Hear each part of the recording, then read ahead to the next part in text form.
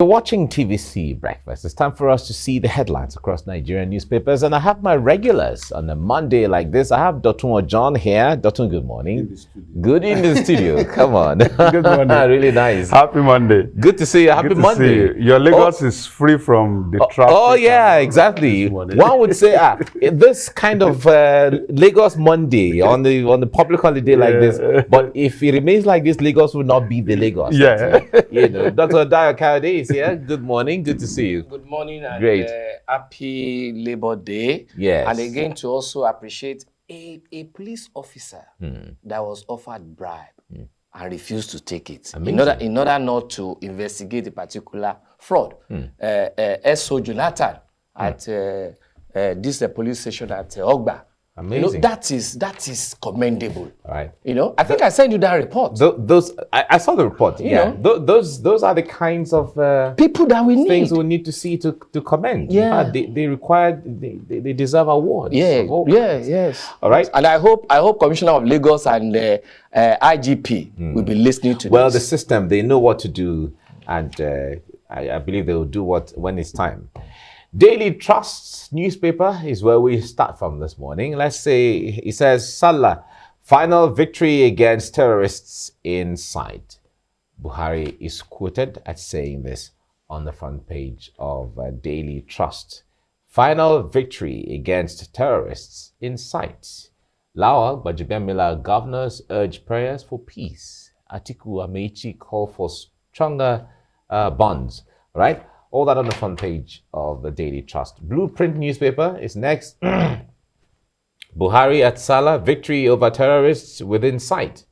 All right, that's what the Blueprint newspaper has. Says arrest of billionaire drug baron, 3,535 others, seizure of 3.4 million kilograms, a nation's pride.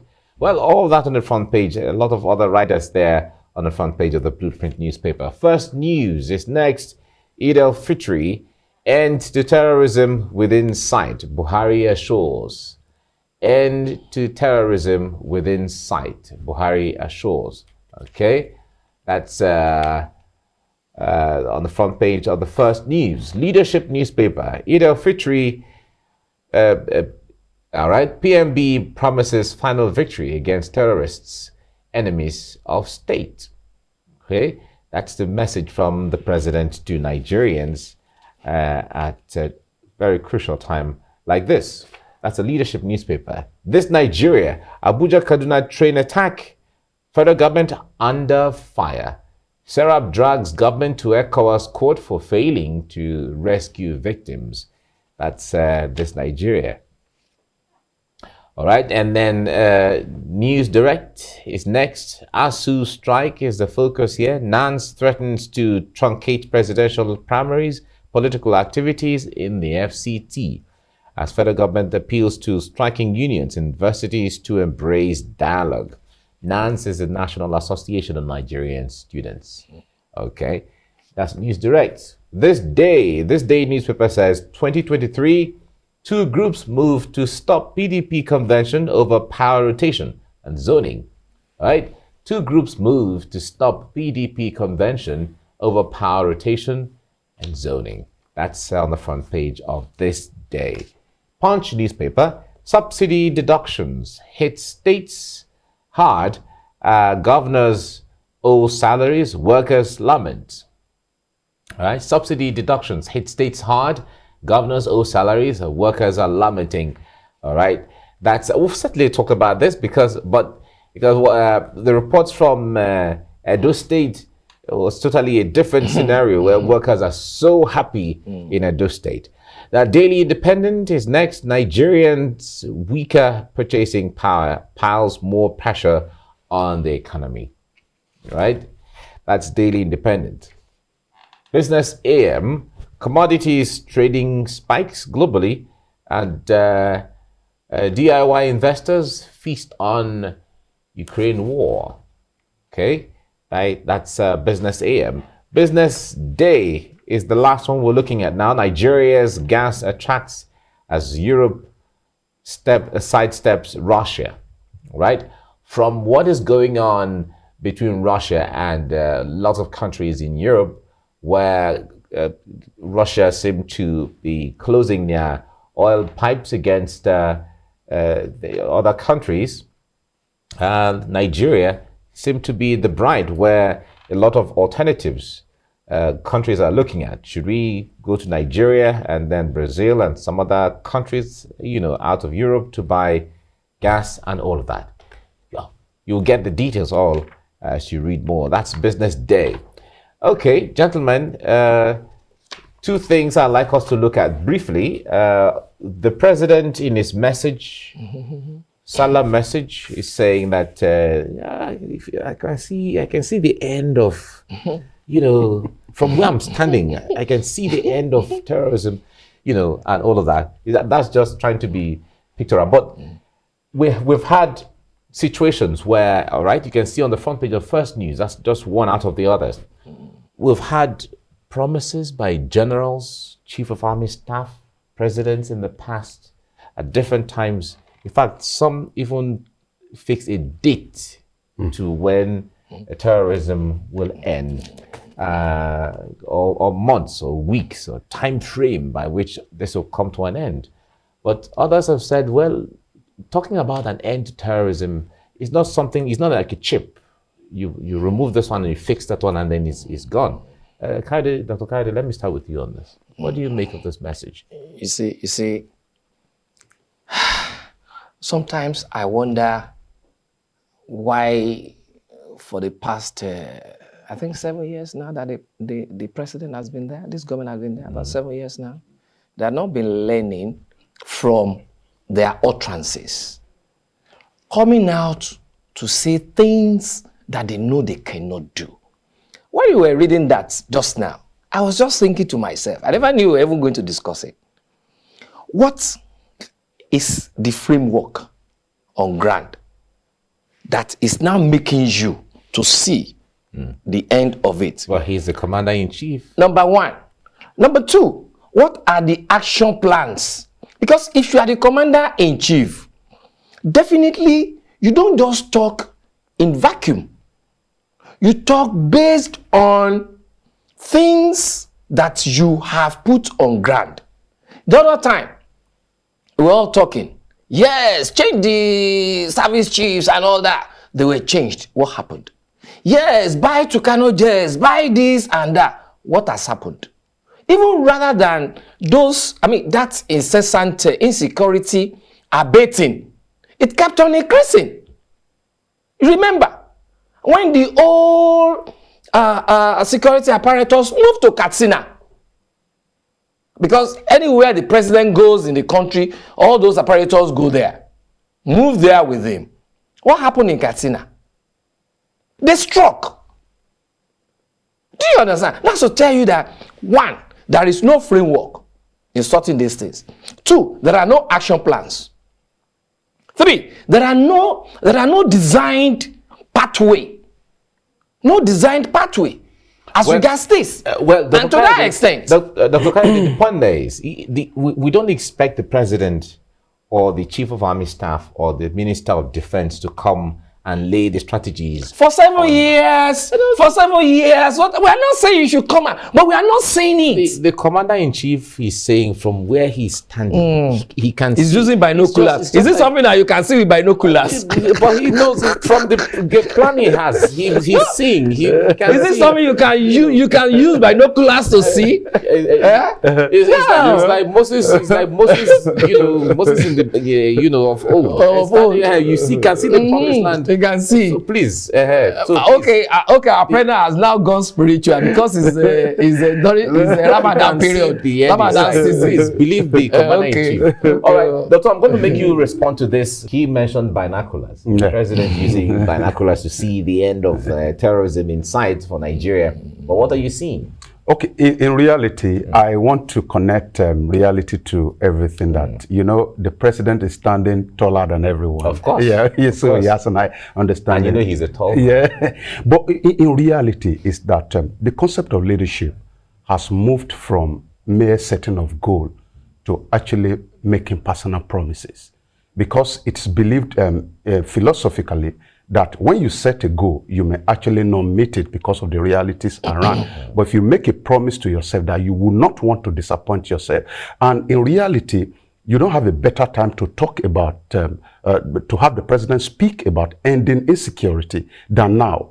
First is the reality of the religious stain that is on Islam at the moment, because a lot of people believe that, oh, these people are Islam, they are Muslims and all that. So it's using the opportunity to actually come out to make a some promise. people who were arrested at some time, we've seen people who are not Muslims. Of course, a whole lot of people. So it's also using that opportunity to come out to say, oh, it's about time for us to actually end this thing. Now, where the issue is the disconnect between what the president is saying and what Nigerians are receiving, which is a product of long years of unkept promises, not just from the president, but from politicians and administrations over the time. So what the president has come out to say, in reality, I want to believe that he meant what he said, but where the issue is the disconnect as to what he's going to do from immediately as he has said that. If you tell your daughter, don't do this thing, and you put a punishment to it as a father,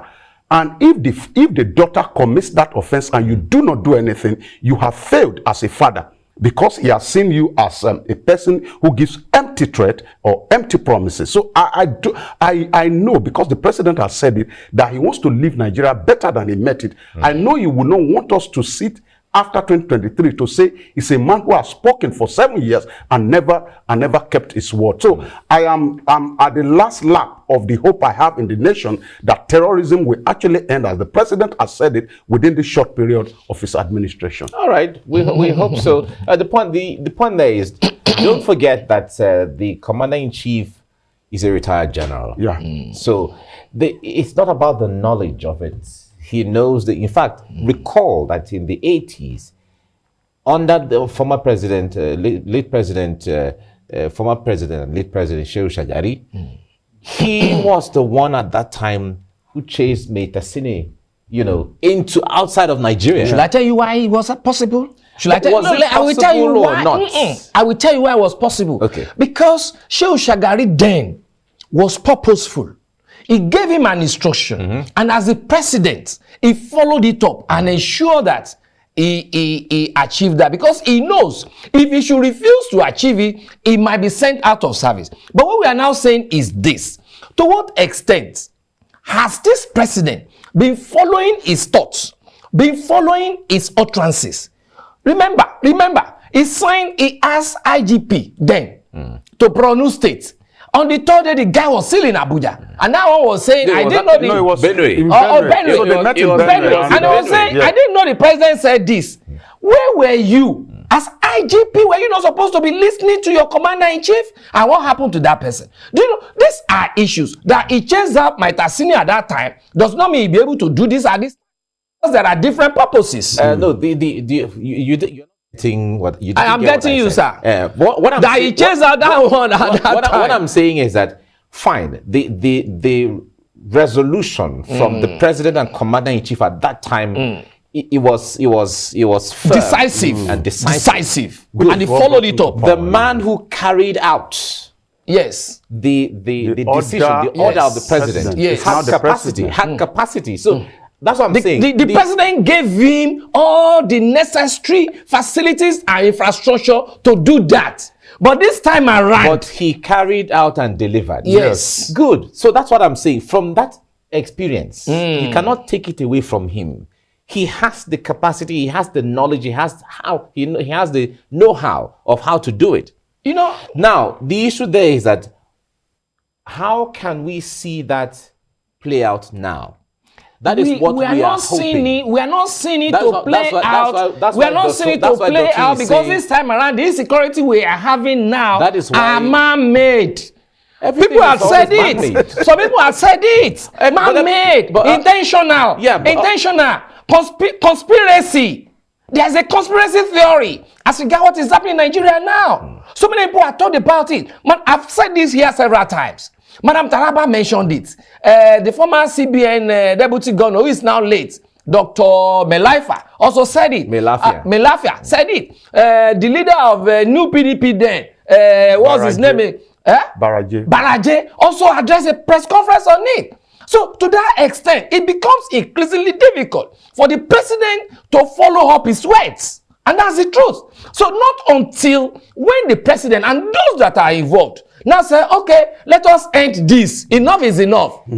All right. Before the thing can come to an end. Look at how many of them that have been arrested. They were being left off the hook.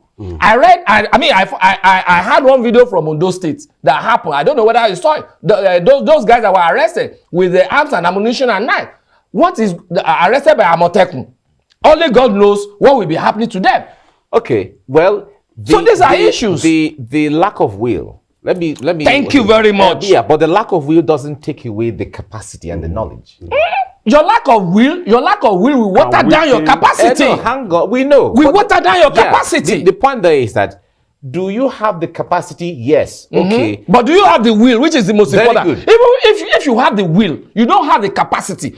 Because of your will, you look for those that are having capacity to help you out. All right. But this time around, you are not even sending away those that are having the capacity. All right. Dr. Kayode, maybe when we finish, we'll arrange a debate moderated by Dr. so that we can talk about the will and capacity, the relationship, exactly the relationship, and then how to come up with a way forward for Nigeria and for the security. Can you imagine? That would be beautiful, isn't it?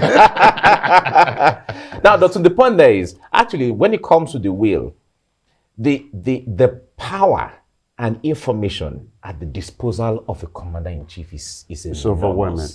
Is enormous, is overwhelming. And a situation where promises are made and 1 year, 2 years, 3 years, 7 years, and people are still expecting. What do you make of that in the minds of Nigerians when the president makes a promise like this? Okay, now I want us to quickly relay this promise because this other one has to do also with Mr. President. You said we're going to talk about the subsidy deduction that actually is making it impossible for states to pay salary. And you also discovered that the president has capacity in the area of petroleum too. He's got experiences here and there.